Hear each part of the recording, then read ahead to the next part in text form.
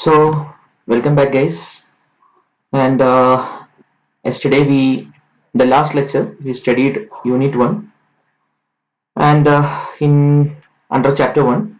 Now, we are going to study Unit 2 under Chapter 1, that is the basic problems of an economy and role of price mechanism.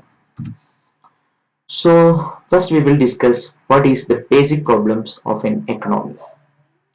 So, every economic system we will study in this class. So there are mainly three economic system, that is capitalist, socialist or mixed. So whatever economic system is, it has to deal with the central problems of scarcity of resources related to its want. So in the last lecture, we studied that resources are scarce in relation to its want, and that is the basic problem or the scarcity of resources issue. And these every whatever economic system is, they have to deal with, or they have to take steps to solve the basic problems of an economy. So that is generally known as the central economic problem. So this is the central economic problem. So even any kind of economic system has to deal with the issue of solving the scarcity of resources related to its demand is known as the central economic problem. The central economic problem is divided into four economic problem. Further four. So എന്താണ് central economic problem എന്ന് പറഞ്ഞു കഴിഞ്ഞാൽ actually നമ്മുടെ basic problem എന്താണ്? We don't have resources. നമുക്ക് ആവശ്യത്തിന് അത്രയുള്ള ഡിമാൻഡിന് അനുസരിച്ചിട്ടുള്ള റിസോഴ്സസ് ഇല്ല. അപ്പോ ഈ സ്കേഴ്സിറ്റി ഓഫ് റിസോഴ്സസിനെ ഡീല് ചെയ്യണം. ഈ സ്കേഴ്സിറ്റി ഓഫ് റിസോഴ്സസിനെ ഡീല് ചെയ്യുന്നതിനെയാണ് സെൻട്രൽ എക്കണോമിക് പ്രോബ്ലം എന്ന് പറയുന്നത്. സെൻട്രൽ എക്കണോമിക് പ്രോബ്ലമിനെ ഫർദർ നമുക്ക് നാലായിട്ട് ഡിവൈഡ് ചെയ്യാം. That is what to produce, how to produce, for whom to produce, and what provisions if any are to be made for economic growth. So നാല് further problem ആയിട്ട് നമുക്ക് central economic പ്രോബ്ലത്തിന് divide ചെയ്യാം. എന്താണ് ഉൽപ്പാദിപ്പിക്കേണ്ടത്, എങ്ങനെയാണ് ഉൽപ്പാദിപ്പിക്കേണ്ടത്, പിന്നെ ആർക്കാണ് ഉൽപ്പാദിപ്പിക്കേണ്ടത്, ദാറ്റ് മീൻസ് ആരാണ് the audience, or who are going to our customers, ആരാണ് നമ്മളെ കസ്റ്റമേഴ്സ്, പിന്നെ what provisions if any are to be made for economic growth.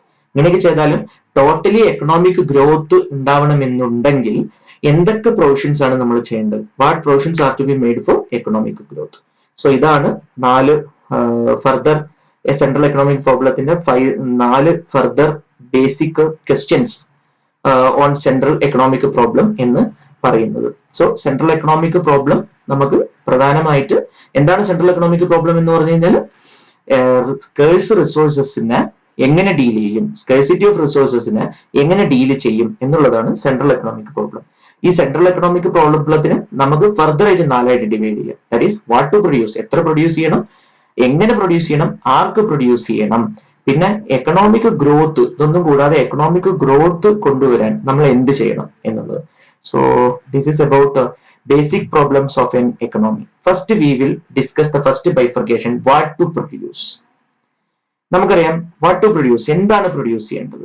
നമുക്കറിയാം റിസോഴ്സസ് വളരെ ലിമിറ്റഡ് ആണ്. Resources are really limited and every society has to decide which goods or services should be produced and how many unit of such goods or service should be produced. So what to produce, എന്താണ് produce ചെയ്യേണ്ടത്. Resources scarce ആയതുകൊണ്ട് തന്നെ ഓരോ സൊസൈറ്റിയും decide ചെയ്യേണ്ടത് എന്ത് goods ആണ് produce ചെയ്യേണ്ടത്, എന്ത് സർവീസ് ആണ് റെൻഡർ ചെയ്യേണ്ടത്, അത് എത്ര പ്രൊഡ്യൂസ് ചെയ്യണം അല്ലെങ്കിൽ എത്ര സർവീസ് ചെയ്യണം എന്നുള്ളത് ഡിസൈഡ് ചെയ്യണം. So this is the first central problem, that is what to produce, എങ്ങനെ പ്രൊഡ്യൂസ് ചെയ്യും. അപ്പോൾ എന്താ ഇഷ്യൂ എന്ന് വെച്ച് കഴിഞ്ഞാൽ നമുക്ക് റിസോഴ്സസ് സ്കേഴ്സ് ആയത് കൊണ്ട് തന്നെ നമുക്ക് ഏറ്റവും പ്രോഫിറ്റബിൾ ആയ രീതിയിൽ അല്ലെങ്കിൽ ഏറ്റവും ബെനിഫിറ്റ് കിട്ടുന്ന രീതിയിലായിരിക്കണം നമ്മൾ പ്രൊഡക്ഷൻ നടക്കേണ്ടത്. ഹൗ ടു പ്രൊഡ്യൂസ്, എങ്ങനെ പ്രൊഡ്യൂസ് ചെയ്യണം. നമുക്കിപ്പോ നമ്മുടെ ഫസ്റ്റ് പ്രോബ്ലം തന്നെ സ്കേഴ്സിറ്റി ആണല്ലോ. അപ്പൊ സ്കേഴ്സ് ആയതുകൊണ്ട് തന്നെ നമുക്ക് എങ്ങനെ പ്രൊഡ്യൂസ് ചെയ്യുന്നു എന്നുള്ളതും ഒരു വലിയ ചോദ്യമാണ്. കാരണം നമുക്ക് ഒരുപാട് ആൾട്ടർനേറ്റീവ്സ് ഉണ്ടാവും. പക്ഷെ ഉള്ള ആൾട്ടർനേറ്റീവ്സിൽ നമ്മൾ ഡിസിഷൻ മേക്കിംഗ് പറഞ്ഞല്ലോ, ഉള്ള ആൾട്ടർനേറ്റീവ്സിൽ നമ്മൾ ഡിസിഷൻ മേക്കിംഗ് നടത്തണം ഏതാണ് സെലക്ട് ചെയ്യേണ്ടത് എന്നുള്ളത്. അതായത് ഏറ്റവും ബെനിഫിഷ്യൽ ആയ രീതി വേണം നമ്മൾ യൂസ് ചെയ്യാൻ വേണ്ടിയിട്ട്. സോ ഫോർ എക്സാമ്പിൾ നമ്മളിപ്പോ ഇവിടെ പറഞ്ഞിരിക്കുന്നതാണെന്നുണ്ടെങ്കിൽ കോട്ടൺ ക്ലോത്തിന്റെ എടുക്കാം. സോ കോട്ടൺ ക്ലോത്ത് നമുക്ക് വേണമെന്നുണ്ടെങ്കിൽ കൈത്തറി ആയിട്ട് ഉപയോഗിക്കാം, ദാറ്റ് ഈസ് ഹാൻഡ്ലൂംസ് ആയിട്ട് ചെയ്യാം, അല്ലാന്നുണ്ടെങ്കിൽ പവർ ലൂം ആയിട്ട് ചെയ്യാം, അല്ലാന്നുണ്ടെങ്കിൽ ഓട്ടോമാറ്റിക് ലൂം ആക്കാം. പക്ഷെ ഹാൻഡ്ലൂം ആവുമ്പോൾ എന്താ പ്രോബ്ലം, ഒരുപാട് ലേബർ ഇൻവോൾവ് ആവും. പക്ഷെ അത് മാത്രമല്ല പ്രൊഡക്ഷൻ കപ്പാസിറ്റിയും വളരെ ലോ ലെവലിലെ പ്രൊഡ്യൂസ് ചെയ്യാൻ പറ്റുള്ളൂ, കാരണം ലേബർ മാനുവൽ ആണല്ലോ. പക്ഷെ ഓട്ടോമാറ്റിക് ലൂം എന്താണ് സംഭവം, പെട്ടെന്നാവും, ഒരുപാടാവും. പക്ഷെ എന്താ പ്രോബ്ലം, നമുക്ക് ഒരുപാട് മെഷീനറീസിൽ ഇൻവെസ്റ്റ് ചെയ്യേണ്ടി വരും. സോ ഇതാണ്. So how to produce, that is another category of central problems of economy. Next is for whom to produce, ആരാണ് നമ്മുടെ ടാർഗറ്റ് ബയ്യർ. സോ നമ്മൾ ആർക്ക് വേണ്ടിയിട്ടാണ് പ്രൊഡ്യൂസ് ചെയ്യുന്നത്, അപ്പോ നമ്മുടെ സൊസൈറ്റിയിലത്തെ ഓരോരോ ആളുകളെയും സാറ്റിസ്ഫൈ ചെയ്യാൻ വേണ്ടിയിട്ടാണ് നമ്മൾ പ്രൊഡ്യൂസ് ചെയ്യുന്നത്. പക്ഷെ എന്താ പ്രോബ്ലം, ഈ സ്കേഴ്സിറ്റി കാരണം ഒരു സൊസൈറ്റിക്ക് എല്ലാവരെയും സാറ്റിസ്ഫൈ ചെയ്യാൻ വേണ്ടിയിട്ട് പറ്റില്ല. പക്ഷെ കാരണം എന്താണെന്ന് വെച്ച് കഴിഞ്ഞാൽ ഓരോരുത്തരുടെ റിക്വയർമെന്റും വളരെ ഡിഫറെന്റ് ആയിരിക്കും. സപ്പോസ് എനിക്ക് കാപ്പിയാണ് ഇഷ്ടം, നിങ്ങൾക്ക് മേ ബി ചായ ആയിരിക്കും ഇഷ്ടം, തൊട്ട് നിങ്ങൾ അപ്പുറത്തിരിക്കുന്ന ആൾ കാപ്പിയും ചായ ആയിരിക്കില്ല ഇഷ്ടം, വേറൊരു സംഗതി ആയിരിക്കും. പക്ഷെ നമുക്കിപ്പോ ഇതെല്ലാം കൂടിയിട്ട് ഒരാൾക്ക് പ്രൊഡ്യൂസ് ചെയ്യാൻ പറ്റുമോ, പറ്റില്ല. കാരണം എന്താ വെച്ചാൽ അത് അവർക്ക് അതിൻ്റെതായ ലിമിറ്റേഷൻസ് പലതും ഉണ്ട്. So for whom to produce, that is another central problem which the economics dealt with.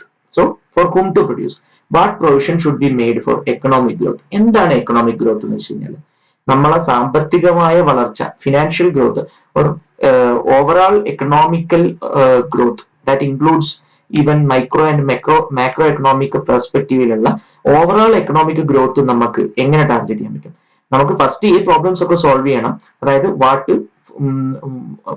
What how for ഇത് സോൾവ് ചെയ്യുന്നതിനോടൊപ്പം തന്നെ we should make some arrangements for the development or betterment of economy also.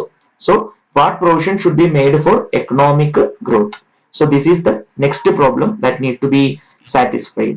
So these are the four basic problems of an economy. So with this background, we will study about economic system. So from last lecture itself, I am telling multiple times an economic system like that. So എന്താണ് economic system? So hope I think that you are clear about the four basic problems that economics are usually addressed, four basic problems of an economy. So we hope നിങ്ങൾക്ക് central problems of എക്കണോമിയും clear ആയി എന്ന് ഞാൻ വിചാരിക്കുന്നു. Anyways we will discuss it one more time. That is central problems of economy എന്ന് വെച്ച് കഴിഞ്ഞാൽ scarcity of resources ആണ്. Scarcity of resources in relation to its demand നമുക്കറിയാം. ഡിമാൻഡിനെക്കാട്ടിലും വളരെ വളരെ കുറവാണ് നമ്മുടെ റിസോഴ്സസിന്റെ അവൈലബിലിറ്റി. സോ ഇതാണ് നമ്മുടെ central problem of economy. So ഇതിനെ എങ്ങനെ സോൾവ് ചെയ്യും എന്നുള്ളതും എങ്ങനെ നമുക്ക് ഈ സ്കേഴ്സിറ്റിനെ ഒപ്റ്റിമമായ രീതിയിൽ റിസോഴ്സ് അലൊക്കേഷൻ നടത്താം എന്നുള്ളതാണ് എക്കണോമിക്സിന്റെ subject matter. So for dealing it easily these central problems are further divided into four. That is for whom to produce, what to produce, how to produce, and what provisions are made for the economic growth. So ഇതാണ് central problems of economy. Now we will discuss economic system. എന്താണ് economic system? It is the sum total of arrangements for the production and distribution of goods and services in a society. So എന്താണ് economic system എന്ന് വെച്ച് കഴിഞ്ഞാൽ it is the arrangement made for production of goods and services and its distribution in the society. ഒരു സൊസൈറ്റിയിൽ എങ്ങനെയാണോ goods produce ചെയ്യേണ്ടത്, എങ്ങനെയാണോ services produce ചെയ്യേണ്ടത് എന്നുള്ളതും അതിന് എങ്ങനെ ഡിസ്ട്രിബ്യൂട്ട് ചെയ്യണം എന്നുള്ളതും ഡീൽ ചെയ്യുന്നതിനെയാണ് നമുക്ക് എക്കണോമിക് സിസ്റ്റം എന്ന് പറയുന്നത്. In short, it is defined as sum of the total devices which give effect to economic choice. It includes various individuals and economic institutions. എങ്ങനെയാണ് നമ്മൾ പ്രൊഡക്ഷൻ ഫെസിലിറ്റേറ്റ് ചെയ്യുക, എങ്ങനെയാണ് നമ്മൾ ഡിസ്ട്രിബ്യൂഷൻ നമ്മൾ നടത്തേണ്ടത്, ഇങ്ങനെയുള്ള കാര്യങ്ങളെ കുറിച്ചിട്ട് പഠിക്കുന്നതിനെയാണ് നമ്മൾ എന്ത് പറയുന്നത് എക്കണോമിക് സിസ്റ്റം എന്ന് പറയുന്നത്. So there are some categories of economic system. പക്ഷെ ഈ കാറ്റഗറി ഓഫ് എക്കണോമിക് സിസ്റ്റം എന്തിന്റെ ബേസിസിലാണ് ക്ലാസിഫൈ ചെയ്തിരിക്കുന്നത്? There are three broad classification ഉണ്ട് എക്കണോമിക് സിസ്റ്റത്തിന്. അത് എന്ത് രീതിയിലാണ് അതിനെ ക്ലാസിഫൈ ചെയ്തിരിക്കുന്നത്? പ്രൊഡക്ഷന്റെ ബേസിസിലാവാം, എക്സ്ചേഞ്ചിന്റെ ബേസിസിലാവാം, ഡിസ്ട്രിബ്യൂഷൻ. അത് ഓരോ ടൈപ്പ് ഓഫ് ക്ലാസിഫിക്കേഷൻ എങ്ങനെയാണോ പ്രൊഡക്ഷനെ ഡീൽ ചെയ്യുന്നത്, എങ്ങനെയാണോ എക്സ്ചേഞ്ചിനെ ഡീൽ ചെയ്യുന്നത്, എങ്ങനെയാണോ ഡിസ്ട്രിബ്യൂഷനെ ഡീൽ ചെയ്യുന്നത്, പിന്നെ അതേപോലെ തന്നെ ഗവൺമെന്റിന്റെ ഇന്റർവെൻഷൻ, ഇതൊക്കെ വെച്ചിട്ടാണ് നമ്മൾ എക്കണോമിക് സിസ്റ്റത്തിന് മേജർ ആയിട്ട് 3 ടൈപ്പ് ഓഫ് എക്കണോമിക് സിസ്റ്റമായി ഡിവൈഡ് ചെയ്തിട്ടുണ്ട്. First is a capitalist economy, socialist economy is the second, and third one is mixed economy. So ഒരു എക്കണോമിക് സിസ്റ്റം എന്ന് പറഞ്ഞു കഴിഞ്ഞാൽ ആക്ച്വലി ഒരു രാജ്യത്തിന്റെ അകത്ത് എന്ത് രീതിയിലാണോ പ്രൊഡക്ഷനും എന്ത് രീതിയിലാണോ ഗുഡ്സും സർവീസസും പ്രൊഡ്യൂസ് ചെയ്ത് ഡിസ്ട്രിബ്യൂട്ട് ചെയ്യുന്നത്, അതിനെ എന്ത് രീതിയിലാണോ എങ്ങനെയൊക്കെയാണ് അതിനെ കൺട്രോൾ ചെയ്യുന്നത് എന്നുള്ളതിനെ ഡിഫൈൻ ചെയ്യുന്നതാണ് economic system. 3 type economic system ആണ് മേജർ ആയിട്ടുള്ളത്. First is capitalist economy, second is socialist economy, mixed economy. ഇപ്പൊ നിങ്ങൾക്ക് കുറച്ചൊക്കെ കിട്ടി തുടങ്ങിയില്ലേ? നിങ്ങൾ എവിടേക്കോ കേട്ടിട്ടുണ്ടാവില്ലേ ക്യാപിറ്റലിസ്റ്റ് എക്കണോമി എന്നും സോഷ്യലിസ്റ്റ് എക്കണോമി എന്നൊക്കെ. എനിവേസ് നിങ്ങൾ +1 +2 എക്കണോമിക്സ് പഠിച്ചാലും പഠിച്ചില്ലെങ്കിലും ഇത് നിങ്ങൾ എനിക്ക് തോന്നുന്നു ഇനിയിപ്പോ സ്റ്റേറ്റ് സിലബസ് ആണെങ്കിലും സെൻട്രൽ ആണെങ്കിലും ഏതിലാണെങ്കിലും നിങ്ങൾ ഹൈസ്കൂളിൽ അറ്റ്ലീസ്റ്റ് ഈ പേരെങ്കിലും കേട്ടിട്ടുണ്ടാവും. ക്യാപിറ്റലിസ്റ്റ് എക്കണോമി എന്നും സോഷ്യലിസ്റ്റ് എന്നും മിക്സഡ് എക്കണോമി എന്നും ഇന്ത്യ ഒരു മിക്സഡ് എക്കണോമി ആണെന്നൊക്കെ നമ്മൾ എന്തായാലും പഠിച്ചിട്ടുണ്ടാവും പോളിറ്റി പഠിക്കുന്ന സമയത്ത്. So we will discuss one by one. നമുക്ക് ഓരോന്നായിട്ട് ഇനി നല്ല ഡിസ്കസ് ചെയ്യാം. ആദ്യത്തെ നമ്മൾ ക്യാപിറ്റലിസ്റ്റ് എക്കണോമിയാണ്. ക്യാപിറ്റലിസം എന്ന് വെച്ച് കഴിഞ്ഞാൽ എന്താണ്? It is the പ്രീഡോമിനന്റ് economic system in the modern global economy. ഇന്നത്തെ ഒരു സാഹചര്യത്തിൽ ഏറ്റവും പ്രീഡോമിനന്റ് ആയിട്ടുള്ള ഒരു സിസ്റ്റമാണ് ക്യാപിറ്റലിസം. ലോകത്തിലത്തെ വികസിത രാജ്യങ്ങൾ, ദാറ്റ് ഈസ് ഡെവലപ്ഡ് കൺട്രീസ് ഒക്കെ തന്നെ capitalist കൺട്രികളാണ്. So what is an capitalist economy? Is an economic system in which all means of the production are owned and controlled by private individuals for profit. So അവിടുത്തെ economic system എന്ന് പറഞ്ഞു കഴിഞ്ഞാൽ there is no government intervention. There is some sort of government intervention, but purely ഒരു 85-90% economic freedom ഉണ്ട് അവിടെ. So private പ്ലെയേഴ്സിന് decide ചെയ്യാം എന്ത് produce ചെയ്യണം, എങ്ങനെ പ്രൊഡ്യൂസ് ചെയ്യണം, അതേപോലെ തന്നെ ഏത് രീതിയിൽ അതിനെ ഡീൽ ചെയ്യണം എന്നുള്ളതൊക്കെ തന്നെ പ്രൈവറ്റ് പ്ലെയേഴ്സിന് ഡിസൈഡ് ചെയ്യാൻ വേണ്ടിയിട്ട് പറ്റും. സോ പ്രൈവറ്റ് പ്രോപ്പർട്ടി ആണ് അവിടുത്തെ ഒരു പ്രധാന ക്യാപിറ്റലിസ്റ്റ് എക്കണോമിന്റെ ഒരു ഫസ്റ്റ് ആൻഡ് ഫോർമോസ്റ്റ് ഇത്. So what is the benefit of that? എല്ലാം പ്രൈവറ്റൈസേഷൻ ചെയ്തിട്ടുണ്ടാവും. ഫ്യൂ മേജർ ആയിട്ടുള്ള കോർ ആയ ഏരിയാസിൽ മാത്രമേ ഗവൺമെന്റിന് ഒരു റോൾ ഉണ്ടാവുള്ളൂ.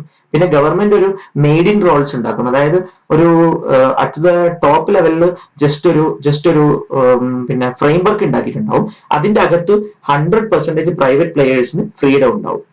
So private property is the mainstay of capitalism and profit motive is its driving force. So private property മൊത്തത്തിൽ സ്വകാര്യവൽക്കരിച്ചത് അല്ലെങ്കിൽ സ്വകാര്യ സ്വത്തുക്കൾ ആയിരിക്കും മുഴുവനായിട്ടും. പിന്നെ എന്തായിരിക്കും അവരുടെ ഒബ്ജക്റ്റീവ് എന്ന് വെച്ച് കഴിഞ്ഞാൽ കംപ്ലീറ്റ് പ്രോഫിറ്റ് മോട്ടീവ് ആയിരിക്കും അവരെ ഡ്രൈവിംഗ് ഫോഴ്സ്.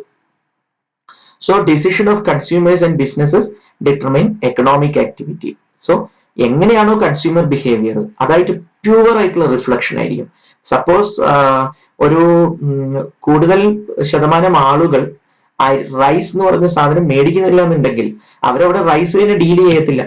സോ റൈസ് മാത്രം കഴിച്ച് ജീവിക്കുന്ന ആളുകൾക്ക് റൈസ് കിട്ടത്തില്ല. അപ്പോൾ എവിടെ പ്രോഫിറ്റബിലിറ്റി ഉണ്ടോ, എവിടെയാണോ മാർക്കറ്റ് ഉള്ളത്, അത് മാത്രമായിരിക്കും ക്യാപിറ്റലിസ്റ്റ് എക്കണോമിന്റെ ഒരു focus. And government has very limited role in the management of the economic affairs. ഗവൺമെന്റിന് വളരെ വളരെ വളരെ കുറഞ്ഞ ഒരു റോള് മാത്രമേ ഉണ്ടാവുള്ളൂ എൻറ്റയർ എക്കണോമിക് സ്ട്രക്ചറിൽ. So examples for capitalist economy ഏതൊക്കെ വരാം? USA വരാം, UK വരാം, ജർമ്മനി, ജപ്പാൻ, മെക്സിക്കോ, സിംഗപ്പൂർ, ഇതൊക്കെ ഒരു ക്യാപിറ്റലിസ്റ്റ് എക്കണോമി. ഞാൻ നേരത്തെ പറഞ്ഞില്ലേ, എല്ലാ വികസിത രാജ്യങ്ങളും ഓൾമോസ്റ്റ് എല്ലാ വികസിത രാജ്യങ്ങളും ക്യാപിറ്റലിസ്റ്റ് എക്കണോമീസ് ആയിരിക്കും. ഇനി നമുക്ക് എന്താണ് ക്യാരക്ടറിസ്റ്റിക്സ് നോക്കാം. ഈ ക്യാപിറ്റൽ എക്കണോമിയുടെ ക്യാരക്ടറിസ്റ്റിക്സ് എന്താണ്, സവിശേഷതകൾ, സ്പെഷ്യാലിറ്റീസ് എന്ന് നമുക്ക് നോക്കാം. First is right to private property. So it means that the productive factors such as land, factories, machineries, mines, etc. can be under the private ownership. So ഇത് complete private ownership ആയിരിക്കും. Factories ഒക്കെ തന്നെ complete ആയിട്ട് അവരുടെ കൈവശമായിരിക്കും. Factory നിൽക്കുന്ന ഭൂമി private പ്ലേയേഴ്സിന്റെ കയ്യിലായിരിക്കും. Machineries, mines, അങ്ങനെ എല്ലാ കാര്യങ്ങളും എല്ലാ മേഖലകളും അവരുടെ കയ്യിലായിരിക്കും. The government may, however, put some restriction for the benefit of the economy in general. So, just ഞാൻ പറഞ്ഞ പോലെ തന്നെ ജസ്റ്റ് ഒരു ഫ്രെയിംവർക്ക് ഉണ്ടാവും, അത്ര മാത്രമേ നമുക്ക് ഇതിലുണ്ടാവുള്ളൂ. Next is freedom of enterprise. So next is freedom of enterprise. Each individual, whether consumer, producer or resource owner, is free to engage in any type of economic activity. അതായത് ഒരു റെസ്ട്രിക്ഷനും ഉണ്ടാവില്ല.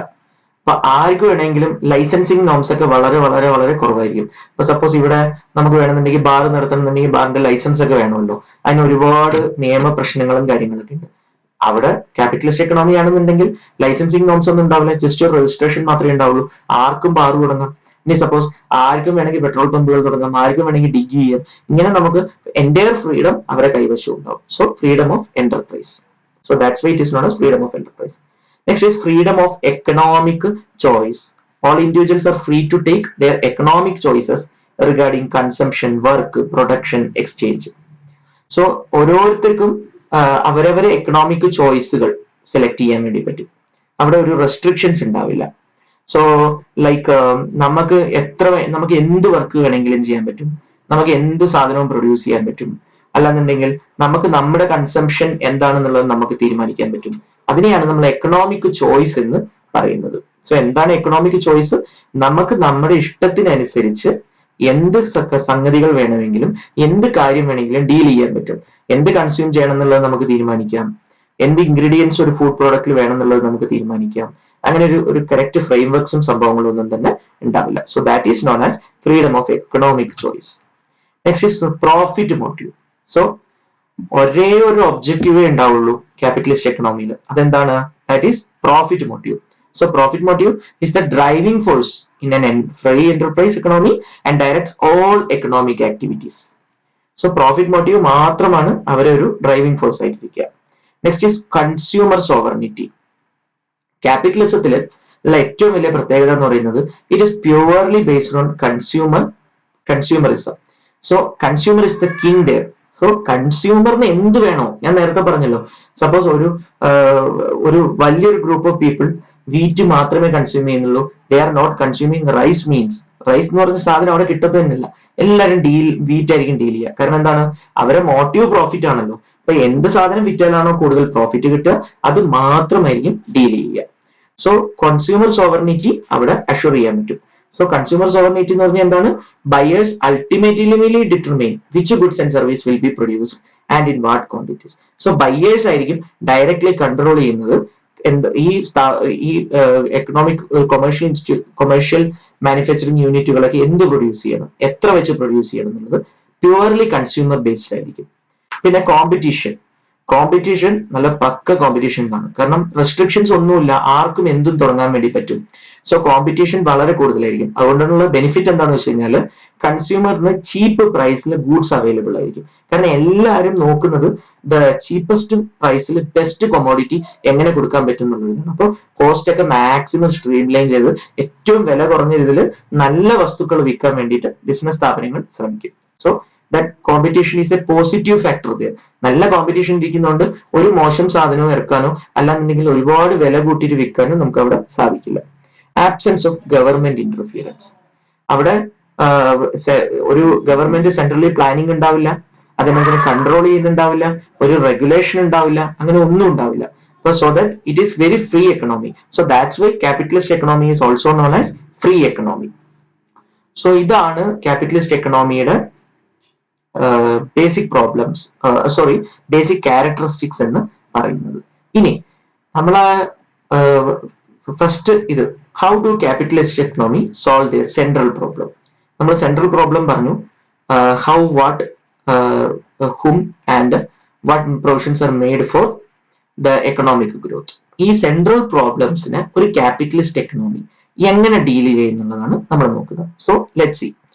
So capitalist economy uses the impersonal forces of market demand and supply or the price mechanism to solve its central problems. So central problems are what, whom, how എന്ന central പ്രോബ്ലംസിനെ എങ്ങനെ solve ചെയ്യുന്ന വെച്ച് കഴിഞ്ഞാൽ ഞാൻ നേരത്തെ പറഞ്ഞ പോലെ തന്നെ മാർക്കറ്റിൽ എന്ത് ഡിമാൻഡ് ഉണ്ടോ ആ സാധനമായിരിക്കും അവർ പ്രൊഡ്യൂസ് ചെയ്യുന്നത്. പിന്നെ പ്രൈസും അതിനനുസരിച്ചിട്ടായിരിക്കും ഇരിക്കുക. പ്രൈസും കോമ്പറ്റീഷനും ഒക്കെ കാരണം ഒരു ഒപ്റ്റിമം പ്രൈസിലായിരിക്കും അവർ ചെയ്യുന്നത്. So that's why capitalist economy uses the forces of demand and supply, forces of market demand and supply or the price mechanism to solve its central problems. So entirely market എക്കണോമിയിൽ എങ്ങനെയാണോ demand, ഏത് ഗുഡ്സിനാണോ demand അത് produce ചെയ്യും. Supply ഏതിനാണോ കുറവ്, short ആയിട്ടിരിക്കുന്നത് അത് produce ചെയ്യും. പ്രൈസും എന്ത് ചെയ്യും, പ്രൈസ് മെക്കാനിസത്തിലാവുമ്പോഴും കോമ്പറ്റീഷൻ നന്നായിട്ടുള്ളത് കൊണ്ട് കമ്പാരിറ്റീവ്ലി ഒരു ബെറ്റർ പ്രൈസുകളായിരിക്കും നമുക്ക് അവർ കൊടുക്കുന്നത്. സോ ഈ രീതിക്കാണ് ചെയ്യുന്നത്. Now we will discuss one by one. Deciding what to produce. In a capitalist economy like USA, UK and Germany, question regarding what to produce is ultimately decided by consumers who share their preferences by spending on the goods which they want. Yeah. So നമ്മൾ നേരത്തെ discuss ചെയ്തു, ഡിമാൻഡും supply ആണ് determine ചെയ്യുന്നത് capitalist എക്കണോമിയിൽ എങ്ങനെയാണ് എന്താണ് produce ചെയ്യുന്നത്. So deciding what to produce, that is the first sub category of the central problem. What to produce, എന്താണ് പ്രൊഡ്യൂസ് ചെയ്യേണ്ടതെന്നുള്ളത്, എന്ത് സാധനത്തിനാണോ മാർക്കറ്റിൽ ഡിമാൻഡ് ഉള്ളത് അതായിരിക്കും അവർ പ്രൊഡ്യൂസ് ചെയ്യുന്നത്. So that is deciding what to produce. Next is deciding how to produce, എങ്ങനെ പ്രൊഡ്യൂസ് ചെയ്യും. So an entrepreneur will produce goods and services choosing that technique of production which renders the cost of production minimum. So ഏറ്റവും least cost ആയിട്ടുള്ള രീതിയിലായിരിക്കും produce ചെയ്യുക. So entrepreneur four non commerce students, entrepreneur means those who run N enterprise is known as an entrepreneur. Entrepreneur എന്ന് വെച്ച് കഴിഞ്ഞാൽ ഒരു enterprise അല്ലെങ്കിൽ ഒരു ബിസിനസ്, ഒരു ഓർഗനൈസേഷൻ നടത്തുന്ന ആള് പറയുന്ന ഒരു ടെക്നിക്കൽ വേർഡാണ് ഓൺടർപ്രണർ. ഓൺടർപ്രണർഷിപ്പ് എന്ന് പറയുന്നത് ഒരു മാനേജ്മെന്റ് തോട്ടാണ്. ഈ ഓൺടർപ്രണർമാരെ ഡെവലപ്പ് ചെയ്യുന്ന വാരിയസ് ഇൻഗ്രീഡിയൻസ് ഇരിക്കുന്ന ഒരു മാനേജ്മെന്റ് സ്ട്രീമാണ് ഓൺടർപ്രണർഷിപ്പ് ഡെവലപ്മെന്റ് എന്ന് പറയുന്നത്. So entrepreneur is a person who runs an enterprise. So come to the basic problem, how to produce. എങ്ങനെയായിരിക്കും അവർ പ്രൊഡ്യൂസ് ചെയ്യുക ക്യാപിറ്റലിസ്റ്റ് എക്കണോമിയിൽ? The cost of production minimum ആയിട്ടുള്ള രീതിയിലായിരിക്കും പ്രൊഡ്യൂസ് ചെയ്യുക. സി ഗൈസ്, നിങ്ങളുടെ ക്വസ്റ്റ്യൻ ഇങ്ങനെയൊക്കെയാണ് വരിക. In A capitalist economy the technique of production used will be, four options will be there. The cost of production will be maximum, cost of production will be minimum, according to the prevailing market condition, none of the above. Four options will be there. So ഇങ്ങനത്തെ questions ആയിരിക്കും നിങ്ങൾ എക്സാമിന് വേണ്ടിയിട്ട് വരുന്നത്. അപ്പൊ നിങ്ങൾ എന്ത് ചെയ്യണം? അതുകൊണ്ടാണ് ഞാൻ പറഞ്ഞത് നിങ്ങൾ കൺസെപ്റ്റ് അണ്ടർസ്റ്റാൻഡ് ചെയ്ത് പഠിക്കണം. സോ ക്യാപിറ്റലിസ്റ്റ് എക്കണോമി എന്ന് പറയുമ്പോൾ തന്നെ നിങ്ങൾ മനസ്സിൽ ആദ്യം വരേണ്ടത് എന്താണ്? ഡിമാൻഡും സപ്ലൈയും അതേപോലെ തന്നെ കോമ്പറ്റീഷനുമാണ് നിങ്ങൾ മനസ്സിലേക്ക് വരേണ്ടത്. സോ ഡിമാൻഡും സപ്ലൈയും മാർക്കറ്റ് ഫോഴ്സസിൽ ഇരിക്കുന്ന ഡിമാൻഡിനനുസരിച്ചിട്ടായിരിക്കും full production. That is the basis for the all production. Price എങ്ങനെ ഡിറ്റർമൈൻ ചെയ്യും? കോമ്പറ്റീഷന്റെ ബേസിസിലാണ് പ്രൈസ് ഡിസൈഡ് ചെയ്യുക. കാരണം ഒരു പ്രോഡക്റ്റ് വിൽക്കാൻ തന്നെ ഒരു 50 പേര് ഉണ്ടാവുമ്പോൾ ഏറ്റവും കുറഞ്ഞ പ്രൈസിൽ വിൽക്കാനാണ് എപ്പോഴും തന്നെ ശ്രമിക്കുക. ഏറ്റവും കുറഞ്ഞ പ്രൈസിൽ ഏറ്റവും കൂടുതൽ ക്വാണ്ടിറ്റീസ് വിൽക്കാനാണ് എപ്പോഴും ശ്രമിക്കുക. So deciding how to produce, the cost of production minimum ആയ രീതിയിലായിരിക്കും പ്രൊഡ്യൂസ് ചെയ്യുക. Next, deciding for whom to produce. So goods and services in a capitalist economy will be produced for those who have buying capacity. So buying capacity depends on income. For whom to produce, ആർക്കാണോ ആ goods മേടിക്കാനുള്ള purchasing power ഉള്ളത്. Suppose ഞാൻ നേരത്തെ പറഞ്ഞ പോലെ തന്നെ Rolls Royce ആർക്കായിരിക്കും produce ചെയ്യുന്നത്? ആ റോൾസ് റോയ്സ് മേടിക്കാൻ കൈ കാശുള്ള ആൾക്കാരെ പ്രൊഡ്യൂസ് ചെയ്യാൻ പറ്റത്തുള്ളൂ. For whom to produce. So for whom to produce, it will be produced to those who have buying capacity. So buying capacity of an individual purely depends upon his income. അപ്പൊ ആർക്കാണോ നല്ല income ഉള്ളത്, ആർക്കാണോ ആ income വെച്ചിട്ട് ഒരു buying capacity ഉള്ളത്, അവർക്ക് വേണ്ടിയിട്ടായിരിക്കും ക്യാപിറ്റലിസ്റ്റ് എക്കണോമിയിൽ കൂടുതലായിട്ട് ഗുഡ്സ് പ്രൊഡ്യൂസ് ചെയ്യുന്നത്. So deciding about consumption, saving and investment. Deciding about consumption, saving and investment. Consumption എന്ന് വെച്ച് കഴിഞ്ഞാൽ എന്താണ്? എത്രത്തോളം നമ്മൾ എത്ര കൺസ്യൂമർ എത്ര അത് മേടിച്ചുപയോഗിക്കുന്നു, that is known as consumption. And saving means that is ഇൻകത്തിൽ എത്ര പെർസെന്റേജ് ഫ്യൂച്ചറിലേക്ക് വേണ്ടിയിട്ട് നമ്മൾ മാറ്റിവെക്കുന്നു, that is known as saving.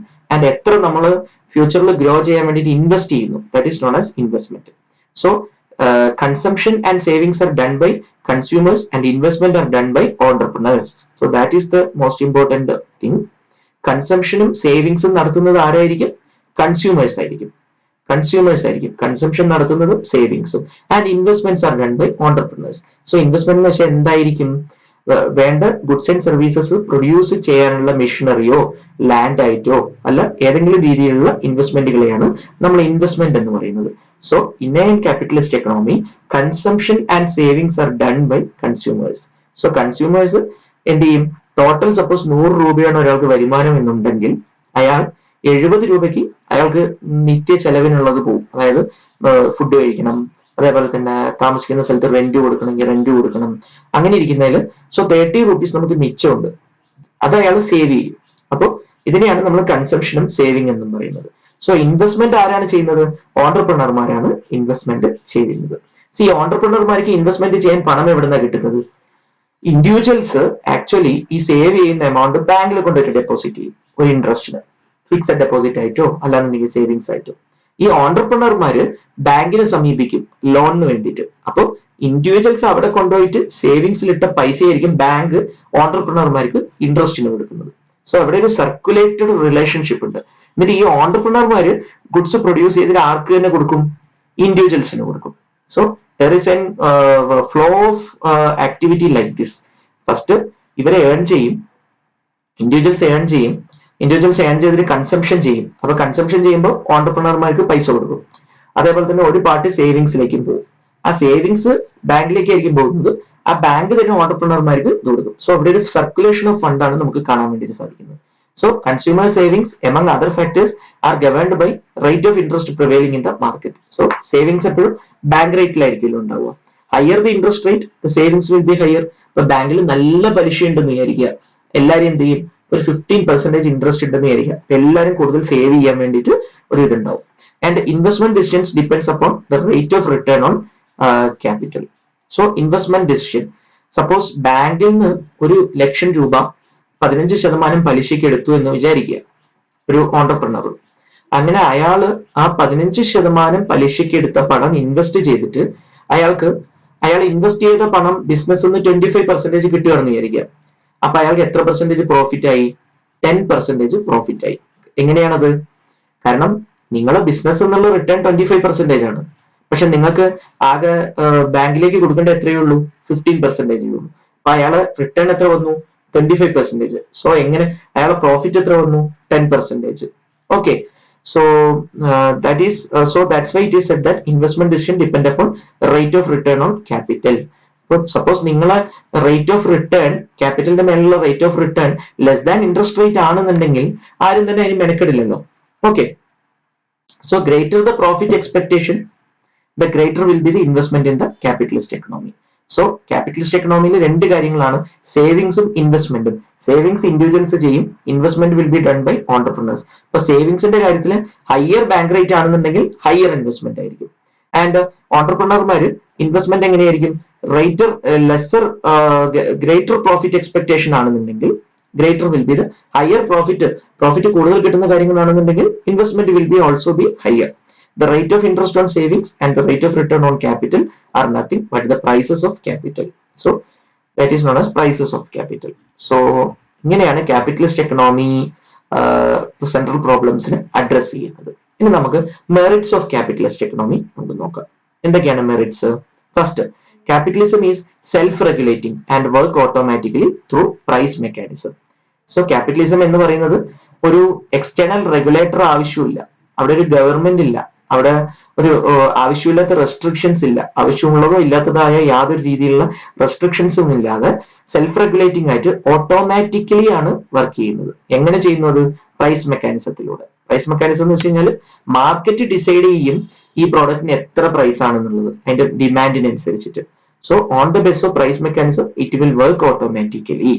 So ഗവൺമെന്റിന്റെ ഇന്റർവെൻഷനോ ഗവൺമെന്റിന്റെ എക്സ്ട്രാ എക്സ്പെൻഡിച്ചറോ ഒന്നും തന്നെ ഇതിൽ ആവശ്യമില്ല. Next, the existence of private property and the driving force of profit motive result in greater efficiency and incentive to work. So ഇവിടെ പ്രൈവറ്റ് പ്രോപ്പർട്ടി ആണുള്ളത്, മുഴുവൻ എല്ലാം പ്രൈവറ്റ് പ്രോപ്പർട്ടീസ് ആണ്. അതേമാതിരി തന്നെ എന്താ പറയാ, പ്രോഫിറ്റ് മോട്ടീവ് ആണ് നമ്മുടെ ഒരു ഡ്രൈവിംഗ് ഫോഴ്സ്. അതെന്ത് ചെയ്യും? ഇപ്പൊ സപ്പോസ് നമ്മളിപ്പോ സമ്പാദിക്കുന്നത് മുഴുവൻ നമുക്ക് തന്നെയാണ് കിട്ടുന്നതെന്നുണ്ടെങ്കിൽ നമ്മളെ സ്വന്തം സ്ഥാപനം ആകുമ്പോൾ നമ്മളെന്ന് ഭയങ്കര എഫിഷ്യൻസി ആയിരിക്കും. അത് കാരണം എന്താണ്? അത് ഒരു ഇൻസെന്റിവൈസ് ആണ്. എന്തൊക്കെ തന്നെ വന്നാലും ഫ്യൂച്ചറിൽ ഇത് നമുക്ക് തന്നെ ഉള്ളതാണ്. ഇത് ഗ്രോ ചെയ്ത് കഴിഞ്ഞാൽ അതിന്റെ അൾട്ടിമേറ്റ് ഗെയിൻ ബിയറർ ഞാൻ മാത്രമാണ്. അപ്പൊ അതുകൊണ്ട് തന്നെ അവിടെ നല്ല എഫിഷ്യൻസി ഉണ്ടാവും. അതേമാതിരി തന്നെ it will incentive to work. And the process of economic growth is likely to be faster under capitalism. ക്യാപിറ്റലിസത്തിൽ എക്കണോമിക് ഗ്രോത്ത് വളരെ വളരെ എന്തായിരിക്കും? വേഗത കൂടിയിട്ടുണ്ടാവും. എന്താ അതിന്റെ കാരണം? ഒരു റെസ്ട്രിക്ഷനും ഇല്ല economic activity means any kind of investment നടത്താനോ അല്ലാന്നുണ്ടെങ്കിൽ പുതിയ പുതിയ എന്തെങ്കിലും ഓണ്ടർപ്രണേഴ്സ് എന്റർപ്രൈസ് തുടങ്ങാനോ അങ്ങനെ ഒന്നിനും തന്നെ നമുക്ക് ഒരു റെസ്ട്രിക്ഷൻസ് ഇല്ല. സോ അതുകൊണ്ട് തന്നെ കൂടുതലായിട്ടും ആളുകൾ ബിസിനസ്സിലേക്ക് ഇറങ്ങും. അതുകൊണ്ട് തന്നെ കൂടുതൽ സേവിങ്സ് ഉണ്ടാവും, കൂടുതൽ മണി ഫ്ലോ ഉണ്ടാവും. അതെന്താവെന്ന് വെച്ച് കഴിഞ്ഞാൽ അൾട്ടിമേറ്റ്ലി ഒരു ബെറ്റർ എക്കണോമിക് സ്ട്രക്ചറിലേക്ക് കൊണ്ടുവരും. Resources are used in activities in which they are most productive. Yeah. So this is the most important problem of economy. അതായത് നമുക്ക് റിസോഴ്സിന്റെ അലോക്കേഷൻ ഇൻ ക്യാപിറ്റലിസത്തിൽ റിസോഴ്സ് അലോക്കേഷൻ മോസ്റ്റ് പ്രൊട്ടക്റ്റീവ് ആയ മാനറിലായിരിക്കും റിസോഴ്സ് അലോക്കേഷൻ നടത്തുന്നത്. And this is usually high degree of operative efficiency under the capitalistic economy. So capitalist എക്കണോമിയിലാവുമ്പോൾ നമുക്ക് productivity high degree of productivity ആയിരിക്കും ഉണ്ടാവുക. കാരണം എന്താ വെച്ചാൽ ഞാൻ നേരത്തെ പറഞ്ഞു പ്രൈസ് ഒക്കെ ഡിറ്റർമൈൻ ചെയ്യുന്നത് ബൈ ദ മാർക്കറ്റ് ആണ്. അപ്പൊ മാർക്കറ്റ് പ്രൈസ് ഡിറ്റർമൈൻ ചെയ്യുമ്പോൾ എന്താണ് അതിന്റെ പ്രത്യേകത? നമുക്ക് ചിലപ്പോൾ ഒരുപാട് കോമ്പറ്റീഷനുകളാണെന്നുണ്ടെങ്കിൽ നമ്മളെ മാർജിൻ അതായത് പ്രോഫിറ്റ് വളരെ കുറവായിരിക്കും. അപ്പൊ നമ്മളെ കോസ്റ്റ് മാക്സിമം കുറച്ചിട്ട് വേണം നമ്മളെ പ്രോഫിറ്റ് കൂട്ടാൻ വേണ്ടിയിട്ട്. അപ്പൊ അങ്ങനെ എന്താണെന്ന് വെച്ചാൽ കൂടുതൽ പ്രോഡക്ട്സ് പ്രൊഡ്യൂസ് ചെയ്യും. അപ്പൊ അങ്ങനെ എല്ലാം കൂടി നമ്മൾ നോക്കുമ്പോൾ നമ്മളെ ഓപ്പറേറ്റീവ് എഫിഷ്യൻസി വളരെ വളരെ കൂടുതലായിരിക്കും. And the cost of production is minimized. Product cost of production is minimized as every producer tries to maximize his profit by employing methods of production which are cost effective. So cost of production എപ്പോഴും ഏറ്റവും minimised cost of production ആയിരിക്കും. എന്താ അതിനുള്ള കാരണം? ഏറ്റവും minimised cost of production ആയിരിക്കും. കാരണം ഞാൻ നേരത്തെ പറഞ്ഞു നമ്മളെ പ്രൈസ് നമുക്ക് പ്യൂർലി ഡിറ്റർമൈൻ ചെയ്യാൻ പറ്റില്ല. കാരണം അവിടെ നല്ല കോമ്പറ്റീഷൻ ഉണ്ടാവുമ്പോൾ നമ്മൾ ഹൈ പ്രൈസ്ഡ് ആവുമ്പോൾ നമ്മളെ പ്രോഡക്റ്റ് വിറ്റ് പോകില്ല. സോ മാർക്കറ്റ് പ്രൈസ് ഡിറ്റർമൈൻ ചെയ്യുന്നത് കൊണ്ട് തന്നെ നമ്മളെ കോസ്റ്റ് ഏറ്റവും ചുരുക്കുന്ന രീതിയിലായിരിക്കും ചെയ്യുന്നത്. And another one is that capitalist system offers incentives for efficient economic decision and their implementation. അപ്പോ ഇങ്ങനെ ഒരു നല്ലൊരു സിസ്റ്റം മുന്നിലേക്ക് പോകുമ്പോൾ ഇതിന്റെ ഒരു ബെനിഫിറ്റ് എന്ന് വെച്ച് കഴിഞ്ഞാൽ ഇത് ഒരു എൻ്റയർ എക്കണോമിക് ഡിസിഷന് ഒരു നല്ല ഇൻസെന്റീവ് ഓഫർ ചെയ്യും. എന്താ കാരണം എന്ന് വെച്ച് കഴിഞ്ഞാൽ ഇങ്ങനെ നല്ല രീതിയിൽ നമ്മൾ ഈ പ്രൈസ് ഇത് ചെയ്തുകൊണ്ട് ലോ കോസ്റ്റിൽ ഹൈ ക്വാളിറ്റി പ്രോഡക്റ്റ് നമ്മൾ പ്രൊഡ്യൂസ് ചെയ്യുമ്പോൾ ആളുകൾ അത് കൂടുതൽ മേടിച്ച് ഉപയോഗിക്കുമ്പോൾ ആളുകളുടെ സ്റ്റാൻഡേർഡ് ഓഫ് ലിവിംഗ് ഒരു ഭാഗത്ത് കൂടും. And not only that business ഓർഗനൈസേഷൻസും ഓണ്ടർപ്രണേഴ്സും കൂട്ടത്തിൽ നല്ല രീതിയിൽ വളരും. അപ്പൊ അതൊരു ഇൻസെന്റീവ് ആണ് ആർക്ക്? മേടിക്കുന്നവർക്ക് നല്ല ക്വാളിറ്റിയുള്ള സാധനം കിട്ടുകയും ചെയ്യും. ആൻഡ് ആസ് വെൽ ആസ് എന്റർപ്രൈസിന് നല്ലൊരു ഗ്രോത്തും അച്ചീവ് ചെയ്യും. So that's why it is said that it offer incentives for efficient economic decisions. Consumers are benefited as competition forces producers to bring in a large variety of good quality product at a reasonable benefit. So consumer ഈ പറഞ്ഞ പോലെ തന്നെ benefit ചെയ്യും. കാരണം മാർക്കറ്റിൽ ഒരുപാട് നല്ല quality products കിട്ടും റീസണബിൾ ആയ പ്രൈസിൽ. പിന്നെ capitalism offers incentives for innovation and technological process. So ഓരോ ദിവസം കൂടുന്തോറും മോസ്റ്റ് ഇന്നോവേറ്റീവ് ആയ ഗൂഡ്സിലേക്കായിരിക്കും ക്യാപിറ്റലിസം അപ്രോച്ച് ചെയ്യുന്നത്. സോ അതുകൊണ്ട് തന്നെ എന്താണ് അതിന്റെ ഒരു ഗുണം? കൂടുതൽ മെക്കനൈസേഷൻ നടക്കും, കൂടുതൽ ടെക്നോളജി അഡോപ്റ്റ് ചെയ്യും, പിന്നെ എല്ലാ രീതിയിലും ഒരു ഗ്രോത്ത്. ഇന്ന് ഇൻവെന്റ് ചെയ്ത മെഷീൻ ചിലപ്പോൾ നാളെ ഔട്ട്ഡേറ്റഡ് ആയി പോകും. സോ ഏറ്റവും മോസ്റ്റ് മോഡേൺ ടെക്നിക്സ് ആയിരിക്കും അവിടെ എപ്പോഴും അഡോപ്റ്റ് ചെയ്യുന്നത്. So that's why it incentives innovation and technological process. പിന്നെ capitalism preserves fundamental rights as the right to freedom and right to private property. നമുക്കൊരു ഫണ്ടമെന്റൽ റൈറ്റ് ഉണ്ട്, that is right to freedom and right to property. പക്ഷെ right to property ഇപ്പോ ഒരു fundamental right അല്ല, സാധാരണ ഒരു legal right ആണ് ഇപ്പോ. സോ ഫണ്ടമെന്റൽ റൈറ്റ് ആയ നമ്മളെ റൈറ്റ് ടു ഫ്രീഡം പ്രിസർവ് ചെയ്യും എന്നാണ് പറയുന്നത്. Capitalism rewards men of initiative and enterprise and punishes the imprudent and inefficient. So capitalism എപ്പോഴും എന്ത് ചെയ്യും? ഹാർഡ് വർക്ക് ചെയ്യുന്ന ആളുകൾക്ക്, ഇന്നോവേറ്റീവ് ആയിട്ട് തിങ്ക് ചെയ്യുന്ന ആൾക്കാർക്ക്, സ്മാർട്ട് വർക്ക് ചെയ്യുന്ന ആളുകളെ കൂടുതലായിട്ടും പ്രൊമോട്ട് ചെയ്യും. വെറുതെ ലേസി ആയിട്ട് ഒരു ഭാഗത്ത് ഒന്നും ചെയ്യാതെ, പ്രത്യേകിച്ച് ഇന്നോവേറ്റീവ് ആയിട്ട് ഒന്നും ചെയ്യാതെ ഇരിക്കുന്ന ആളുകൾക്ക് അതൊരു പണിഷ്മെന്റും ആയിരിക്കും. കാരണം എന്താണെന്ന് വെച്ചാൽ അവർക്ക് ഏൺ ചെയ്യാൻ സാധിക്കില്ല. കാരണം അവർക്ക് കോമ്പീറ്റ് ചെയ്ത് പിടിച്ചു നിൽക്കാൻ വേണ്ടിയിട്ട് സാധിക്കില്ല. ആരാണോ ഹാർഡ് വർക്ക് ചെയ്യുന്നത്, ആരാണോ പ്രോപ്പർ വർക്ക് ചെയ്യുന്നത്, അവർക്ക് മാത്രമേ പിടിച്ചു നിൽക്കാൻ പറ്റുള്ളൂ.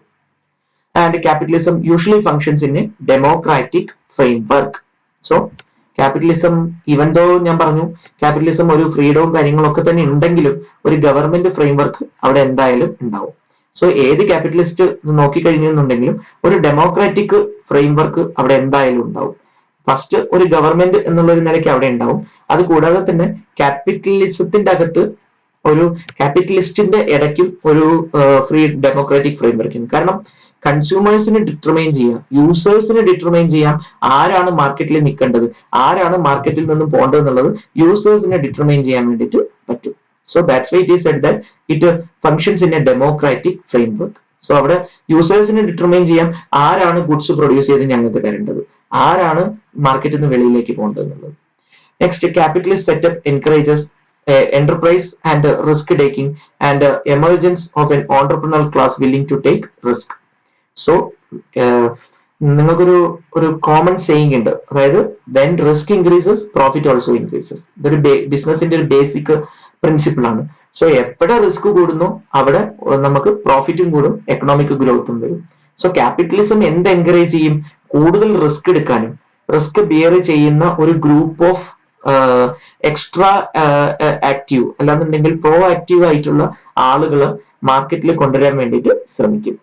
So these are the various merits of capitalism, and there are some demerits also for capitalism, since every coin has two sides.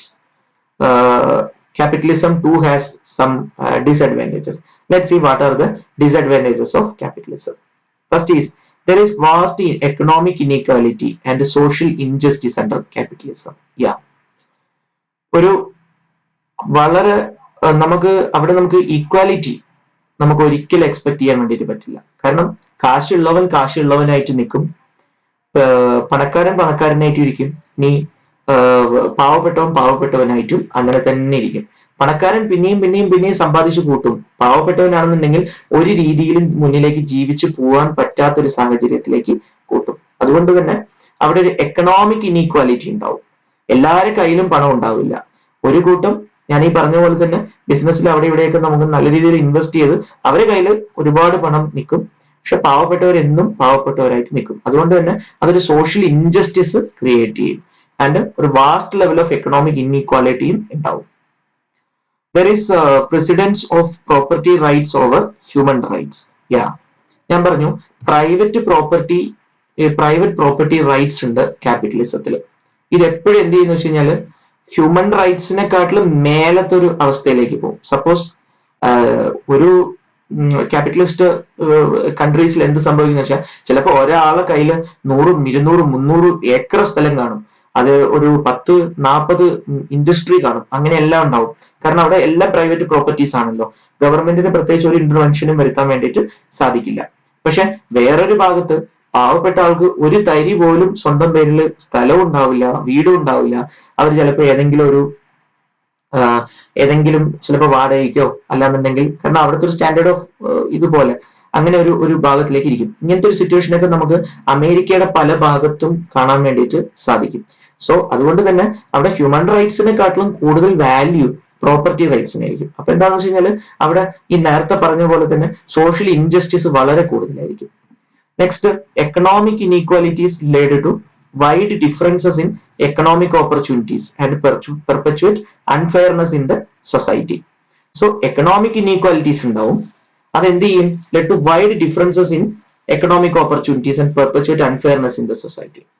So, അവിടെ ഞാൻ പറഞ്ഞു പണക്കാരനും പാവപ്പെട്ടവനും എന്നുള്ള ഡിഫറൻസ് വളരെ വളരെ വളരെ കൂടുതലായിരിക്കും. ഇത് എന്ത് ചെയ്യും എന്ന് വെച്ച് കഴിഞ്ഞാൽ നമ്മളൊരു എക്കണോമിക് ഓപ്പർച്യൂണിറ്റിയിലും ചെയ്യും. സപ്പോസ് ഒരു മീഡിയം ലെവലിൽ പണമുള്ള ഒരാളാണെന്നുണ്ടെങ്കിൽ അയാൾക്ക് പോയിട്ട് ഒരു സ്ഥലം മേടിക്കാനോ വീട് മേടിക്കാനോ പറ്റില്ല. കാരണം ഹൈ ക്ലാസ് പീപ്പിൾ ആ പ്രോപ്പർട്ടിക്ക് മേ ബി ഇതിനെക്കാളും കൂടുതൽ വില കൊടുക്കാൻ തയ്യാറായിരിക്കും. അപ്പൊ മീഡിയം ലെവലിലുള്ള ഒരാൾക്ക് ഒരു പ്രോപ്പർട്ടി കിട്ടാനോ അങ്ങനത്തെ ഒരു സംഭവങ്ങളൊന്നും തന്നെ ഉണ്ടാവില്ല. ഇതെന്ത് ക്രിയേറ്റ് ചെയ്യും? ഒരു അൺഫെയർനെസ് ക്രിയേറ്റ് ചെയ്യും സൊസൈറ്റിയിൽ. കാരണം എല്ലാവർക്കും ഒരു ഇക്വാലിറ്റി നമുക്ക് ഗ്യാരണ്ടി ചെയ്യാൻ പറ്റില്ല. എല്ലാവർക്കും എല്ലാം മേടിച്ച് ഉപയോഗിക്കാനുള്ള ഒരു സ്വാതന്ത്ര്യം അല്ലാന്നുണ്ടെങ്കിൽ ഒരു റൈറ്റ്നെസ് അവിടെ നമുക്ക് ഉണ്ടാവില്ല. പിന്നെ under a capitalist setup the aim is profit and not the welfare of people. So government intervention വളരെ കുറയും കൂടി ചെയ്യുമ്പോൾ എന്ത് സംഭവിക്കുന്നു വെച്ച് കഴിഞ്ഞാല് പീപ്പിളിന്റെ വെൽഫെയർ ഓഫ് ദ പീപ്പിൾ ഒരു വലിയൊരു കൺസിഡറേഷൻ ആയിരിക്കില്ല. പ്രോഫിറ്റ് മാത്രമായിരിക്കും എയിം ഉണ്ടാവുക. സോ അതുകൊണ്ട് തന്നെ ഇപ്പൊ സപ്പോസ് എന്തെങ്കിലും ഫുഡ് പ്രോഡക്ട്സ് ഒക്കെ ആണെന്നുണ്ടെങ്കിൽ ആളുകളുടെ ഹെൽത്ത് കോൺഷ്യസ് ഒന്നും ആയിരിക്കില്ല കമ്പനീസ് ഒക്കെ കൂടുതൽ ഏറ്റവും ലോ കോസ്റ്റിൽ എങ്ങനെ നമുക്ക് പ്രൊഡ്യൂസ് ചെയ്യാൻ പറ്റും, എങ്ങനെ ലോ പ്രൈസിൽ നമുക്കത് വിൽക്കാൻ പറ്റും എന്നുള്ളത് മാത്രമേ നോക്കാൻ പറ്റുള്ളൂ. അപ്പൊ അതുപോലെ തന്നെ ആളുകളുടെ ഒരു ഡെവലപ്മെന്റ് വെൽഫെയർ പ്രിൻസിപ്പിൾ ഫോക്കസ് ചെയ്യാതെയുള്ള ഒരു ടൈപ്പ് ഗ്രോത്ത് ആയിരിക്കും. ജസ്റ്റ് പ്രോഫിറ്റ് എയിം മാത്രമായിരിക്കും aim. Due to the income inequality, pattern of demand does not represent the real needs of the society. So കൂടുതലായിട്ട് ഇൻകം ഇനീക്വാലിറ്റി നിലനിൽക്കും. ഞാൻ പറഞ്ഞു ഭയങ്കര പാവപ്പെട്ടവൻ അല്ലെങ്കിൽ ഭയങ്കര പണക്കാരൻ, ഇങ്ങനെ ഒരു സ്ട്രക്ചർ ആയിരിക്കും നമുക്ക് കാണാൻ വേണ്ടിയിട്ട് സാധിക്കുക. അത് എന്ത് സംഭവിക്കുന്ന വെച്ച് കഴിഞ്ഞാല് മാർക്കറ്റിലിരിക്കുന്ന ഡിമാൻഡ് യഥാർത്ഥ ഡിമാൻഡായിട്ട് നമുക്ക് പറയാൻ വേണ്ടിയിട്ട് പറ്റില്ല. സപ്പോസ് ഒരു കിലോ വീറ്റ് ഡിമാൻഡ് ചെയ്യുന്നതിൽ 60% ചിലപ്പോൾ നല്ല പണക്കാരനായിരിക്കും. ചിലപ്പോൾ അയാൾക്കത് $1 $2 എന്ന് പറയുമ്പോൾ വലിയൊരു പ്രശ്നമായിരിക്കില്ല. പക്ഷെ ബാക്കി 30% ഓർ 25% ഓർ 30%ന് മേ ബി അത് $1 താങ്ങാൻ വേണ്ടിയിട്ട് പറ്റില്ല. അപ്പൊ എന്ത് സംഭവിക്കും, ഈ മാർക്കറ്റിൽ ഇതില് $1 $2 വിൽക്കാൻ പറ്റും എന്നുണ്ടെങ്കിൽ അത് ഹയർ പ്രൈസ് ആണെങ്കിലും ബിസിനസ് എന്റർപ്രൈസസ് പ്രോഫിറ്റ് മോട്ടീവ് ഒന്നുകൊണ്ട് മാത്രം അത് $2 വിൽക്കും. അപ്പൊ അതെന്ത് സംഭവിക്കും, പാവപ്പെട്ടവർക്ക് അത് മേടിക്കാൻ പറ്റില്ല. എന്നാലും അവർ ജീവിച്ചു പോണ്ടത് കൊണ്ട് മേ ബി ആ വീറ്റ് $2 കൊടുത്ത് മേടിച്ച് അവർ ഉപയോഗിക്കും. അപ്പൊ എന്ത് സംഭവിക്കുന്ന വെച്ച് കഴിഞ്ഞാല് സൊസൈറ്റിയുടെ റിയൽ നീഡ് ആയിരിക്കില്ല അവിടെ റിഫ്ലക്ട് ചെയ്യുന്നത്. കാരണം ഇത് മേ ബി ഒരു മെജോറിറ്റിയുടെ ഒരു ഒപ്പീനിയൻ മാത്രമായിരിക്കും, മൈനോറിറ്റിയുടെ ഒരു ഇത് കൺസിഡർ ചെയ്യാൻ വേണ്ടിയിട്ട് സാധിക്കില്ല. അപ്പോൾ ഒരു വിഭാഗം ആളുകൾ യുടെ ആവശ്യത്തിനുള്ള ഗൂഡ്സ് കിട്ടില്ല. ഞാൻ നേരത്തെ പറഞ്ഞ എക്സാമ്പിൾ പോലെ ഇപ്പൊ 70-80% ആളുകളും വീറ്റ് ആണ് പ്രിഫർ ചെയ്യുന്നുണ്ടെങ്കിൽ അവിടെ റൈസ് തന്നെ കിട്ടില്ല. അപ്പൊ സോ ബാലൻസ് 20% ആളുകൾ അരി കിട്ടാതെ വിഷമിക്കും. സോ ഇങ്ങനെ ഒരു ഇൻഇക്വാലിറ്റി ഉണ്ടാവും. അപ്പൊ അതുകൊണ്ട് തന്നെ പാറ്റേൺ ഓഫ് ഡിമാൻഡ് ഒരിക്കലും ആ ഒരു സൊസൈറ്റിക്ക് വേണ്ട ഒരു ഇതായിരിക്കില്ല കാണാൻ സാധിക്കുന്നത്. പിന്നെ നെക്സ്റ്റ് ഒരു ഇതെന്താണെന്ന് വെച്ച് കഴിഞ്ഞാൽ exploitation of labour. So labour exploitation വളരെ കൂടുതലായിരിക്കും. കാരണം എന്താണെന്ന് വെച്ച് കഴിഞ്ഞാൽ ലെസ് ലെജിസ്ലേഷൻ ആണല്ലോ, അതായത് ഒരുപാട് ഫ്രീഡം പ്രൈവറ്റ് പ്ലെയേഴ്സിന് ഉള്ളത് കൊണ്ട് തന്നെ ഗവൺമെന്റിന്റെ റെസ്ട്രിക്ഷൻസ് ഇല്ലാത്തത് കൊണ്ടും ഈ ലേബേഴ്സിന് ഒരുപാട് ചൂഷണം ചെയ്യപ്പെടും. അവരെ വർക്കിംഗ് അവേഴ്സിൽ ചിലപ്പോൾ മേ ബി ഒരു റെസ്ട്രിക്ഷൻ ഉണ്ടാവില്ല, ശമ്പളത്തിൽ ഒരു മിനിമം ഒരു ഇതുണ്ടാവില്ല. അങ്ങനെ എല്ലാ രീതിയിലും ലേബർ എക്സ്പ്ലോയിറ്റേഷൻ അവിടെ ഉണ്ടാവും. പിന്നെ consumer sovereignty is A myth as consumers often become victims of exploitation. നമ്മൾ കൺസ്യൂമർ സോവർണിറ്റി ഉണ്ട് എന്നുള്ളത് പറഞ്ഞു. അതായത് കൺസ്യൂമേഴ്സ് ആണ് ഡിസൈഡ് ചെയ്യുക എന്താണ് പ്രൊഡ്യൂസ് ചെയ്യേണ്ടത്, എന്താണ് മാർക്കറ്റിൽ വരേണ്ടത് എന്നുള്ളത്. സി ഫോർ എക്സാമ്പിൾ നമുക്കറിയില്ല, ഒരു കമ്പനിക്ക് തന്നെ വേണമെന്നുണ്ടെങ്കിൽ ഒരു ബോഗസ് ആയിട്ടുള്ള ഒരു കൺസ്യൂമർ ഡിമാൻഡ് ക്രിയേറ്റ് ചെയ്യാൻ വേണ്ടിയിട്ട് സാധിക്കും. അതായത് പിന്നെ ഈ സാധനം ഇപ്പോൾ സപ്പോസ് എ എന്ന് പറഞ്ഞ സിറ്റിയിൽ ചെന്നിട്ട് പറയാം ബി എന്ന് പറഞ്ഞ സിറ്റിയിൽ ഒരു 90% ആളുകൾ ഉപയോഗിച്ചുകൊണ്ടിരിക്കുന്ന സംഗതി ഇതാണ്, അതിന് വേണ്ടാത്തൊരു രീതിയിലുള്ള അഡ്വർടൈസ്മെന്റും ആളുകളുടെ ഉള്ളിലേക്കൊരു ഒരു ഇത് കൊടുക്കുക, വേണ്ടാത്തൊരു ബോഗസ് ആയിട്ടുള്ള ഒരു ഇമേജ് ക്രിയേറ്റ് ചെയ്യുക ആ പ്രോഡക്റ്റിന്. എന്നിട്ട് എന്ത് ചെയ്യും, അവരെ കൊണ്ട് അത് മേടിപ്പിക്കുക. മേടിച്ചിട്ട് യൂസ് ചെയ്യുമ്പോഴായിരിക്കും അറിയുന്നത് യാതൊരു ഗുണവും ഇല്ലാത്ത സാധനമായിരിക്കും, അവർക്ക് യാതൊരു ഗുണവും തരാത്ത ഒന്നായിരിക്കും. അതുകൊണ്ട് തന്നെ കൺസ്യൂമർ സോവർണിറ്റി എന്നൊക്കെ പറയുന്നുണ്ടെങ്കിലും അതൊരു ജസ്റ്റ് ഒരു ഇത് മാത്രമായിരിക്കും. അത് നടക്കുമോ ഇല്ലയോ എന്നൊന്നും നമുക്ക് പറയാൻ വേണ്ടിയിട്ട് പറ്റില്ല. ഓൾ ടൈം ഒരു എന്താ പറയാ എക്സ്പ്ലോയിറ്റേഷന്റെ ഒരു വിക്ടിമായിട്ട് മാറുകയാണ് സാധാരണയായിട്ട് പതിവ്. So next limitation is that there is a misallocation of resources as resources will move into the production of luxury goods. Yeah. ഇപ്പോൾ സപ്പോസ് മാർക്കറ്റിന്റെ അകത്ത് 70% 80% ആവശ്യക്കാരെന്ന് പറയുന്നത് വളരെ പണക്കാരാണെന്ന് വിചാരിക്കുക. അപ്പൊ എന്ത് സംഭവിക്കും, അവർ കൂടുതലായിട്ടും ചൂസ് ചെയ്യുന്നത് ലക്ഷറി ഗുഡ്സ് ആയിരിക്കും. സോ എന്തെന്ന് വെച്ചാൽ റിസോഴ്സ് കൂടുതലായിട്ടും അലോക്കേറ്റ് ചെയ്യുന്നത് ലക്ഷറി ഗുഡ്സ് പ്രൊഡ്യൂസ് ചെയ്യാൻ വേണ്ടി മാത്രമായിരിക്കും. ഇതൊരു ഏറ്റവും ഇമ്പോർട്ടന്റ് ആയിട്ടുള്ള ഒരു ഇതാണ് മിസ്അലോക്കേഷൻ ഓഫ് റിസോഴ്സസ്. അപ്പൊ എന്ത് സംഭവിക്കും, ഈ 30%-ന് സപ്പോസ് ഒരു എക്സാമ്പിൾ നമ്മൾ വിചാരിക്കുക, ഇപ്പൊ എല്ലാവരും ഒരു 10 lakh എബവ് റേഞ്ചിൽ വരുന്ന കാറാണ്, ഒരു 60% ആളുകളും ചൂസ് ചെയ്യുന്നത് 10 lakh എബവ് വരുന്ന കാർ ആണെന്നുണ്ടെങ്കിൽ 40% ബാലൻസ് ഇരിക്കുന്ന ആളുകൾക്ക് ഈ 10 lakh എബവ് ഉള്ള കാറ് ചിലപ്പോൾ മേടിക്കാനുള്ള പ്രാപ്തി ഉണ്ടാവില്ല. അപ്പൊ അവർക്ക് എന്ത് ചെയ്യും, അവർക്ക് കാർ ഉപയോഗിക്കാനുള്ള ആ ഒരു റൈറ്റ് ഇല്ലാതായി പോവുകയാണ് അവിടെ ചെയ്യുന്നത്. സോ അതെങ്ങനെയാണ്? കാരണം മിസ്അലോക്കേഷൻ ഓഫ് റിസോഴ്സസ് ആണല്ലോ. കാരണം വെറും ലക്ഷറി ഗുഡ്സ് മാത്രം പ്രൊഡ്യൂസ് ചെയ്തിട്ട് അത് മേടിച്ച് ഉപയോഗിക്കുന്നവൻ മാത്രം ഉപയോഗിക്കട്ടെ എന്ന് വരേണ്ട ഒരു ഇതിലേക്ക് എത്തും. So it's there is a misallocation of resources. And next is less of merit goods like education and healthcare will be produced. Yeah. ഒരു ഹെൽത്ത്, എഡ്യൂക്കേഷൻ, ഹെൽത്ത് അങ്ങനെ ഇരിക്കുന്ന ഒരു വെൽഫെയർ ഓറിയന്റഡ് ആയിട്ടുള്ള ഗൂഡ്സ് ഒന്നും തന്നെ പ്രൊഡ്യൂസ് ചെയ്യത്തില്ല. ഹെൽത്തിൽ തന്നെയാണെന്നുണ്ടെങ്കിൽ വളരെ കോസ്റ്റ്ലി ആയ മെഡിസിൻസും അങ്ങനെയൊക്കെ ആയിരിക്കും ചെയ്യുന്നത്. സോ അവിടെ നമുക്കൊരു വെൽഫെയർ പ്രിൻസിപ്പിൾ ഒരിക്കലും തന്നെ അപ്ലിക്കബിൾ ആവില്ല. പിന്നെ next is due to unplanned production, economic instability in terms of over production, economic depression, employment etcetera, unemployment etcetera is very common. അതായത് ഒരു സെൻട്രലൈസ്ഡ് പ്ലാനിങ് അതോറിറ്റി ഒന്നും ഇല്ലല്ലോ. അതുകൊണ്ട് തന്നെ ഇന്ന ഗുഡ്സ് ഇത്ര പ്രൊഡ്യൂസ് ചെയ്യണം എന്നുള്ളൊരു ബാലൻസ്ഡ് ഒരു ഇതൊന്നും ആയിരിക്കില്ല. അപ്പോ എന്ത് സംഭവിക്കും എന്ന് വെച്ച് കഴിഞ്ഞാൽ ചില സമയത്ത് ആവശ്യത്തിനെക്കാട്ടിലും സപ്ലൈനെക്കാട്ടിലും ഡിമാൻഡിനെക്കാട്ടിലും കൂടുതൽ ഗൂഡ്സ് പ്രൊഡ്യൂസ് ചെയ്യും. അപ്പൊ ഓവർ സപ്ലൈ ആയി പോകും. ഓവർ സപ്ലൈ ആകുമ്പോൾ എന്ത് സംഭവിക്കും? അവിടെ ലോസ് വരാൻ സാധ്യതയുണ്ട്. പെട്ടെന്നൊരു എക്കണോമിക് ഡിപ്രഷൻ വന്നു, ആളുകളുടെ ഒക്കെ കയ്യിലത്തെ പണമൊക്കെ എന്താ പറയാ വരവ് വളരെയധികം കുറഞ്ഞു. അപ്പൊ അവർക്കത് മേടിച്ച് ഉപയോഗിക്കാൻ വേണ്ടിയിട്ട് പറ്റിയില്ല. ഒരുപാട് ആളുകളുടെ ജോലി പോയി, അവർക്ക് ശമ്പളം ഇല്ലാതെയായി. അങ്ങനെയൊക്കെ ഇരിക്കുന്ന സിറ്റുവേഷൻസ് ക്യാപിറ്റലിസത്തിൽ കൂടുതലായിരിക്കും. അതുകൊണ്ടാണ് നിങ്ങൾക്ക് അറിയാം, ഒരു എക്കണോമിക് ഡിപ്രഷൻ വരുമ്പോൾ 2009 ആണെങ്കിലും ഏത് നമ്മൾ എടുത്ത് നോക്കുകയാണെന്നുണ്ടെങ്കിലും ക്യാപിറ്റലിസ്റ്റ് കൺട്രീസ് ആണ് ഏറ്റവും ആദ്യം എഫക്ട് ചെയ്യപ്പെടുക. അതിന്റെ കാരണം എന്താണെന്ന് വെച്ച് കഴിഞ്ഞാൽ അവർക്ക് ഒരു പ്രോപ്പർ ആയിട്ടുള്ള ഒരു എക്കണോമിക് ഗൈഡൻസ് അല്ലാന്നുണ്ടെങ്കിൽ ഒരു പ്രോപ്പർ ആയിട്ടുള്ള പ്ലാനിങ്ങിലൂടെ ആയിരിക്കില്ല അവര് എല്ലാ ആക്ടിവിറ്റീസും പോകുന്നത്. സോ ഒരു രീതിയിൽ ഇങ്ങനെ പോയിക്കൊണ്ടിരിക്കും. വൺസ് ഒരു സ്റ്റേജിൽ അവർക്ക് എന്തെങ്കിലും ഒരു രീതിയിൽ ഒരു ബ്ലോക്കേഡ് വന്നു എന്നുണ്ടെങ്കിൽ അവർ എൻറ്റയർലി കൊളാപ്സ് ആയി പോകും. ഞാനൊക്കെ പറഞ്ഞു കേട്ടിട്ടുണ്ട്, ഈ US എല്ലാരും ക്രെഡിറ്റ് കാർഡിന്റെ യൂസേജ് ആണ് കൂടുതലായിട്ടും. സോ എല്ലാ സാധനങ്ങളും ക്രെഡിറ്റ് കാർഡ് യൂസ് ചെയ്ത് മേടിക്കും. വൺസ് സാലറി കിട്ടുമ്പോൾ ഇവരെന്ത് ചെയ്യുന്ന വെച്ചാൽ ക്രെഡിറ്റ് കാർഡിലേക്ക് റീപേയ്മെന്റ് നടത്തും. പെട്ടെന്ന് ഒരു ദിവസം സാലറി കിട്ടിയില്ലെങ്കിൽ എന്ത് സംഭവിക്കും? ക്രെഡിറ്റ് കാർഡ് ആയതുകൊണ്ട് ഇവർ പൈസയൊന്നും നോക്കുന്നുണ്ടാവില്ല, അങ്ങോട്ടേക്ക് ഭയങ്കരമായിട്ട് മേടിച്ചങ്ങ് കൂട്ടുന്നുണ്ടാവും. ഒരുപാട് സാധനങ്ങൾ മേടിച്ച് ഉപയോഗിച്ചിട്ടുണ്ടാവും. പെട്ടെന്ന് സാലറി അല്ലെങ്കിൽ ഒരു വരുമാനം നിന്നു പോകുമ്പോൾ അവർക്ക് അതേ രീതിയിൽ റീപേയ്മെന്റ് നടത്താൻ വേണ്ടിയിട്ട് പറ്റില്ല. അങ്ങനെ എന്താവും? ബാങ്ക്രപ്റ്റ് ആയി പോകും. സോ അതുകൊണ്ടാണ് പറയുന്നത് ഒരു അൺപ്ലാൻഡ് ആയിട്ടുള്ള ഒരു പ്രൊഡക്ഷനും അൺപ്ലാൻഡ് ലൈഫ് സ്റ്റൈലും ആയിരിക്കും. Next is there is enormous wastage of productive resources as firms spend huge amount of money on advertisement and sales promotion activity. ഞാൻ നേരത്തെ പറഞ്ഞല്ലോ, സിറ്റി എയിൽ ചെന്ന് പറയും സിറ്റി ബിയിൽ 90% ആളുകൾ ഉപയോഗിച്ച് ഇപ്പൊ ഈ പ്രോഡക്റ്റിന് പിന്നെ എന്താ പറയാ അടുത്ത 6 മാസത്തേക്ക് ബുക്കിംഗ് കിട്ടിയിരിക്കുകയാണെന്ന് പറയും. അങ്ങനെ ഇവർ വേണ്ട സ്ഥലത്തും വേണ്ടാത്ത സ്ഥലത്തും ഒക്കെ ഇവർ സെയിൽസ് പ്രൊമോഷൻ ആക്ടിവിറ്റീസ് നടത്തും. അഡ്വർടൈസ്മെന്റുകൾ വേണ്ടാണ്ട് കൊടുക്കും, ടിവിയിലൂടെ ഇതിലൂടെയൊക്കെ വരും. അങ്ങനെ എന്താണെന്ന് വെച്ച് കഴിഞ്ഞാൽ നമ്മളെ ഓവർഹെഡ് എന്ന് വെച്ച് കഴിഞ്ഞാൽ ഇൻഡയറക്റ്റ് എക്സ്പെൻസിൽ നമ്മളെ പ്രോഡക്റ്റിന്റെ പ്രൈസിലാണ് ഇതൊക്കെ ഇൻക്ലൂഡഡ് ആവുന്നത്. അഡ്വർടൈസ്മെന്റ് എക്സ്പെൻസ് വരെ പ്രോഡക്റ്റിന്റെ പ്രൈസിലാണ് ഇൻക്ലൂഡ് ആവുന്നത്. ഇതൊക്കെ അൺവാണ്ടഡ് ആയിട്ട് മേടിച്ച് യൂസ് ചെയ്യുന്ന നമ്മൾ വേണം കൊടുക്കാൻ.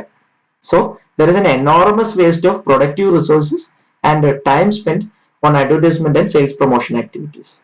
Next is capitalism led to the formation of monopolies as large firms may be able to drive out small ones by fair or foul means. So capitalism finally എന്ത് സംഭവിക്കും? അതൊരു മൊണോപ്പൊളി ആവും, മൊണോപ്പൊളിസ്റ്റിക് രീതിയിലേക്ക് പോകും. അതായത് മൊണോപ്പൊളി എന്ന് വെച്ച് കഴിഞ്ഞാൽ അവർ മാത്രമാവും ആ ഒരു ഫീൽഡിൽ. കാരണം ചെറിയ പിന്നീട് വന്നിരിക്കുന്ന ഫീൽഡിൽ ഇരിക്കുന്ന ആളുകളൊക്കെ എന്ത് സംഭവിക്കുന്ന വെച്ചാൽ അവരൊക്കെ ആ എക്കണോമിയിൽ നിന്ന് അങ്ങോട്ടേക്ക് പെട്ടെന്ന് തന്നെ ഈ വലിയ ഫേമുകളോട് പിടിച്ചു നിൽക്കാൻ പറ്റാത്തൊരവസ്ഥയിലേക്ക് പോകും. പ്രൈസിങ്ങിലാണെങ്കിലും കോസ്റ്റിങ്ങിലാണെങ്കിലും പിടിച്ചു നിൽക്കാൻ പറ്റാതെ എല്ലാവരും പോയി വരുമ്പോൾ ഒരു വലിയൊരു ഓർഗനൈസേഷൻ മാത്രമായിരിക്കും അവിടെ നിലനിൽക്കുന്നത്. സപ്പോസ് ജിയോന് ഇറങ്ങിയ സമയത്ത്, ജിയോ മൊബൈൽ ഇറങ്ങിയ സമയത്ത് എന്ത് സംഭവിച്ചു?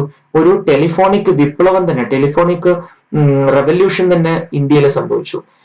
അത്ര കാലം വരെ വളരെ പ്രോഫിറ്റിൽ ഓടിക്കൊണ്ടിരുന്ന ഐഡിയ, എയർടെൽ ഒക്കെ തന്നെ ലോസിലേക്ക് കൂപ്പുകുത്തി. ഈ ലോസ് ഒക്കെ പിടിച്ചു നിൽക്കാനും ജിയോനോട് കോമ്പീറ്റ് ചെയ്യാനും വേണ്ടിയിട്ട് എന്ത് ചെയ്തു? ഐഡിയയും വോഡാഫോണും കൂടിയിട്ട് മെർജ് ചെയ്തു. ഇപ്പോഴും ജിയോ വന്നപ്പോ ജസ്റ്റ് നമുക്ക് 100 രൂപ 50 രൂപയ്ക്കൊക്കെ തന്നെ നമുക്ക് റീചാർജ് ചെയ്യാൻ പറ്റിക്കൊണ്ടിരുന്ന സ്ഥാനത്ത് ഇപ്പൊ നിർബന്ധമായിട്ട് നമ്മൾ 3 മാസം കൊണ്ട് അല്ലാന്നുണ്ടെങ്കിൽ 1 മാസം യൂസ് ചെയ്യാൻ റീചാർജ് ചെയ്യാൻ നമ്മൾ നിർബന്ധിതരാവരാണ്. അപ്പൊ അതുകൊണ്ട് തന്നെ നമുക്ക് 2 സിമ്മൊക്കെ ഉള്ള ഫോൺ ആണെങ്കിലും കൂടിയിട്ട് രണ്ടും കൂടി മെയിൻറ്റെയിൻ ചെയ്ത് പോകാൻ പറ്റാത്തൊരു സാഹചര്യത്തിലേക്ക് നമുക്കിപ്പോ പോയി തുടങ്ങി. അതാണ് നമ്മൾ ആലോചിക്കേണ്ടത്. ഒരു മോണോപ്പൊളിയിലേക്ക് അത് എത്തും. ഇപ്പൊ സപ്പോസ് ഇവിടെ നിന്ന് ആലോചിച്ച് നോക്കുക, ഇപ്പോൾ ഐഡിയയും പൂട്ടിപ്പോയി, ഐഡിയ വോഡാഫോണും പൂട്ടിപ്പോയി, എയർടെലും പൂട്ടിപ്പോയി എന്ന് വിചാരിക്കുക. ഒരു BSNലും ജിയോ ഉണ്ട്. BSNL ആണെങ്കിൽ എപ്പോഴും റേഞ്ചും ഉണ്ടാവില്ല, അതിന് പ്രോപ്പർ സർവീസും ഉണ്ടാവില്ല. അപ്പൊ വെറും ജിയോനെ മാത്രം ആശ്രയിച്ചൊരു ഇതിലേക്ക് പോകും. അപ്പൊ ഞാൻ ഇതൊരു ക്യാപിറ്റലിസ്റ്റിന്റെ എക്സാമ്പിൾ അല്ല, എന്നിരുന്നാലും കൂടി ഞാൻ ജസ്റ്റ് ഇത് ഒരു ഇൻസ്റ്റൻസ് വന്നപ്പോൾ പറഞ്ഞതാണ്. ഓക്കെ, സോ അങ്ങനെയുള്ള മൊണോപ്പൊളീസ് ഉണ്ടാവാനുള്ള സാധ്യത കൂടുതലാണ്. മൊണോപ്പൊളീസ് ഉണ്ടാവുമ്പോൾ എന്ത് സംഭവിക്കും? ഫ്യൂച്ചറിൽ അവരെന്ത് പ്രൈസ് പറയുന്നു, അവരെന്ത് ടേംസ് ആൻഡ് കണ്ടീഷൻസ് പറയുന്നു, അതിൽ നമ്മൾ അതിൽ കൺസ്യൂമേഴ്സ് അതിനൊത്തു പോകേണ്ട ഒരു അവസ്ഥയിലേക്ക് പോകും. അവരെന്ത് ക്വാളിറ്റി തരുന്നു അത് മേടിക്കേണ്ടി വരും. So this is next one is excessive materialism as well as conspicuous and unethical consumption led to environmental degradation. Yeah. So നമുക്ക് അവിടെ ഒരു എന്ത് സംഭവിക്കുന്ന വെച്ച് കഴിഞ്ഞാൽ നമ്മുടെ ഒരു എക്കണോമിക്ക് താങ്ങാൻ പറ്റുന്നതിനെക്കാട്ടിലും കൂടുതലായിരിക്കും നമ്മുടെ യൂസേജ്, പ്രൊഡക്ഷൻ അതിനെക്കാട്ടിലും കൂടുതലായിരിക്കും. പ്രൊഡക്ഷൻ കൂടുമ്പോൾ എന്ത് സംഭവിക്കും? എയർ പൊല്യൂഷൻ കൂടും, ലാൻഡ് പൊല്യൂഷനുകളൊക്കെ കൂടും, പ്ലാസ്റ്റിക്കിന്റെ ഇത് കാരണം നമുക്ക് കൂടുതൽ ഇഷ്യൂസ് ഒക്കെ ഉണ്ടാവും. നമ്മൾ ഓസോൺ ലെയറിലത്തെ ഹോളുകളൊക്കെ കൂടി വരും. പിന്നെ ഡീഫോറസ്റ്റേഷൻ നടത്തേണ്ടി വരും. അങ്ങനെ ഒരുപാട് എൻവയോൺമെന്റൽ ഡീഗ്രഡേഷൻ സംഭവിക്കും. സോ ഇതാണ് ക്യാപിറ്റൽ എക്കണോമിയുടെ വാരിയസ് ആംഗിളിലും നമ്മൾ ഡിസ്കസ് ചെയ്ത് കഴിഞ്ഞു. നമുക്ക് നെക്സ്റ്റ് സോഷ്യലിസ്റ്റ് എക്കണോമിയും മിക്സഡ് എക്കണോമിയാണ്. അത് നമുക്ക് അടുത്ത ലെക്ചറിൽ ഡിസ്കസ് ചെയ്യാം.